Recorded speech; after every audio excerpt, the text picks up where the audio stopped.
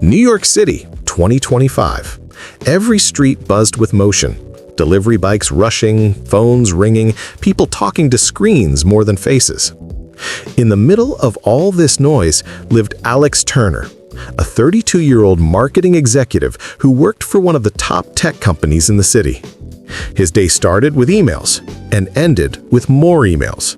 His smartwatch told him when to wake up, when to drink water, when to breathe. But it never told him when to live. Alex had everything people dreamed of. A good job, a new apartment, the latest electric car. But inside, he felt empty. He scrolled through social media, seeing everyone else living their best life. Trips, smiles, success.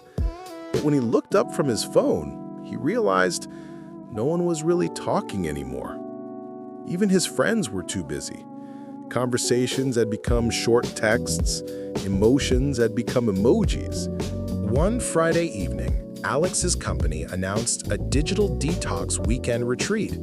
No phones, no Wi-Fi, just nature. At first, he thought, "This is crazy. How will I survive?" But something inside whispered, "Maybe this is exactly what you need." So he packed a small bag and drove upstate to a quiet cabin near the Blue Ridge Mountains. The first morning felt strange. No notifications, no buzzing phone, no background noise, just the sound of wind in the trees. There were 15 other people at the retreat. Artists, students, retired teachers, even a nurse who said she hadn't had a peaceful moment in years. They cooked together, hiked together, and sat around a campfire talking about life. Not about work, not about brands, not about politics, just life. For the first time in years, Alex laughed without checking his phone. On the second night, an old man named Henry, a retired librarian, said something that stayed with everyone. He said, "You know what's funny? We created technology to save time, but now we spend all our time on it." The group fell silent. Henry smiled softly. Happiness isn't in the next notification.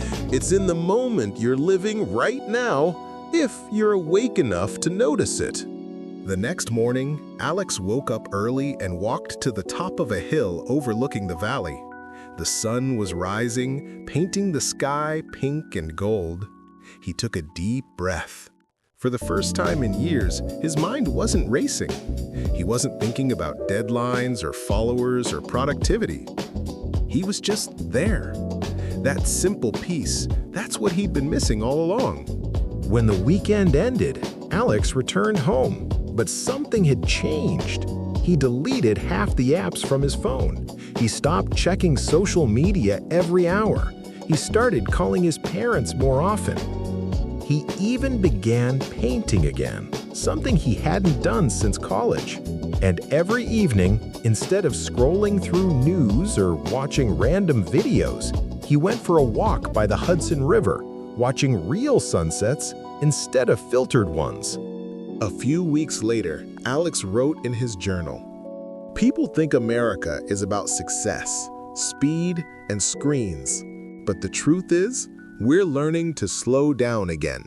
We're finding peace in simplicity, in mindfulness, in real connections."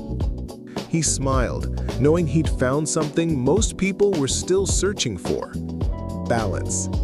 Across the country, millions of Americans are beginning to feel what Alex felt. They're turning to nature walks, mindfulness, mental health care, home gardening, small businesses, and creativity.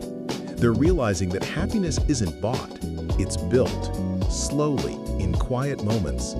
Because in the rush to live faster, they discovered that what they really needed was to pause. Moral of the story? The new American dream isn't just about money or success. It's about peace, purpose, and presence.